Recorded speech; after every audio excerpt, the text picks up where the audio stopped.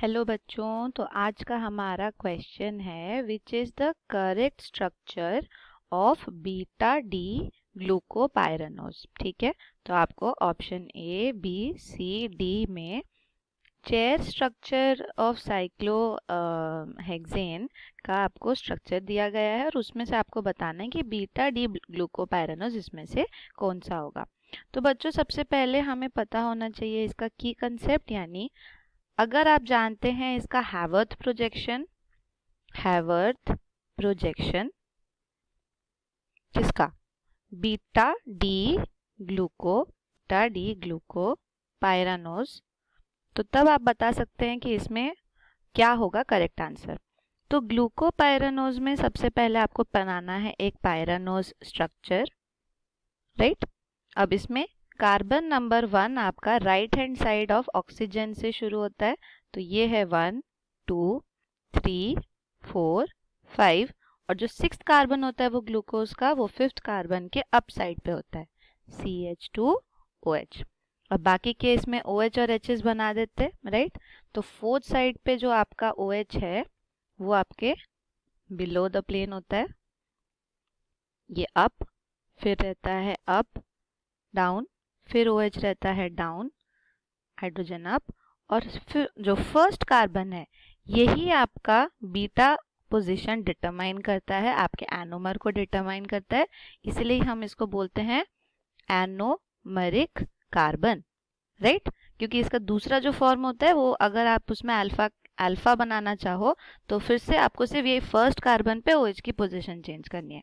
Beta के लिए हमेशा याद रखिए OH कहाँ पे रहता है, OH हमेशा अप साइड पे रहता है, OH हमेशा अप वाले साइड पे रहेगा और डाउन पे आपका हाइड्रोजन रहेगा। तो और अल्फा में इसका बस ऑपोजिट करना है, क्योंकि ये इसका एनोमर है, तो यहाँ पर आपका OH डाउन वाले साइड पे रहेगा, राइट।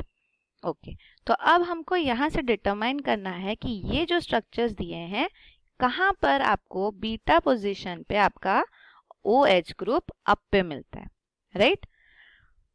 तो अब ध्यान से देखो, ये जो स्ट्रक्चर्स आपको दिए गए हैं इनमें आपको सिर्फ चेयर स्ट्रक्चर दिया गया है, तो आपको सबसे पहले चेयर स्ट्रक्चर बनाना आना चाहिए। चेयर स्ट्रक्चर, ये हो गया आपका चेयर स्ट्रक्चर। चेयर स्ट्रक्चर में जितने आपके बॉन्ड्स होते हैं या तो वो इक्वेटोरियल होते हैं, इक्वेटोरियल यानी इक्वेटर से रिलेटेड यानी प्लेन पे, या फिर आपके एक्सियल बॉन्ड होते हैं, एक्सियल बॉन्ड। अब यहाँ पे ऑल्टरनेट चलता है, फर्स्ट में आपका इक्वेटोरियल पोजीशन अप होगा, एक्सियल डाउन होगा, नेक्स्ट में एक्सियल अप होगा, इक्वेटोरियल डाउन होगा। तो आपको ऐसे ही इसको ऑल्टरनेट करके चलना पड़ेगा, राइट। तो यहाँ पे देखिए, अगर मैं सारे के सारे ब्लू बॉन्ड्स जो हैं, जितने भी ब्लू हैं वो सारे ही अप पोजीशन वाले बनाती हूँ, ठीक है। तो यहाँ पे फर्स्ट में आपका इक्वेटोरियल अप है, फिर एक्सियल डाउन में आएगा, फिर यहाँ पे एक्सियल अप है, इक्वेटोरियल डाउन में आएगा, फिर यहाँ पे इक्वेटोरियल अप है, एक्सियल डाउन में आएगा, फिर आपके यहाँ पर एक्सियल अप है, इक्वेटोरियल डाउन, फिर यहाँ पे अगेन इक्वेटोरियल आपका अप पोजीशन पे रहेगा, एक्सियल डाउन। तो एक्सियल भी दिखाई देते हैं, तो ग्रीन से एक्सियल दिखा देती हूँ यहाँ पे डाउन पोजीशन वाले, फिर यहाँ पे इक्वेटोरियल डाउन में है, फिर यहाँ पे एक्सियल डाउन में है, फिर यहाँ इक्वेटोरियल डाउन में है, फिर यहाँ पे एक्सियल डाउन पे, ठीक है। तो ऐसे ऑल्टरनेट करके चलता रहेगा।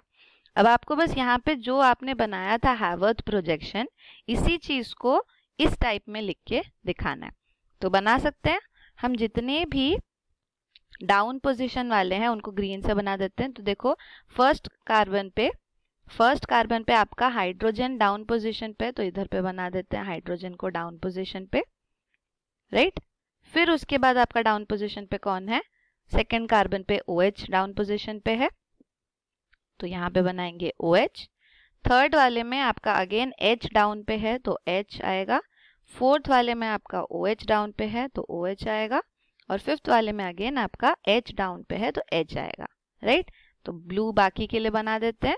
फर्स्ट कार्बन पे आपका OH अप है, सेकेंड में आपका H अप है, H, थर्ड में आपका OH अप है, फोर्थ में आपका H अप है और फिफ्थ कार्बन पे आपका CH2 ग्रुप। तो यहाँ पे मैं थोड़ा सा ऐसे इसको एक्सटेंडेड दिखाती हूँ।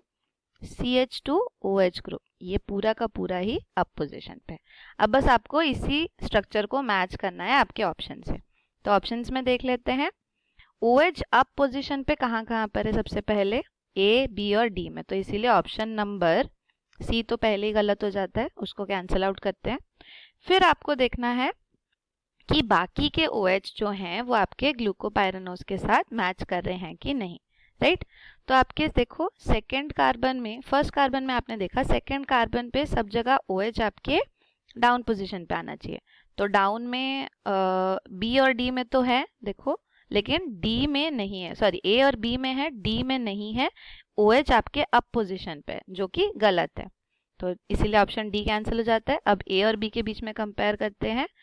आपका सेकंड पोजीशन पे OH सेम है, थर्ड पोजीशन पे OH अप पे है, करेक्ट है।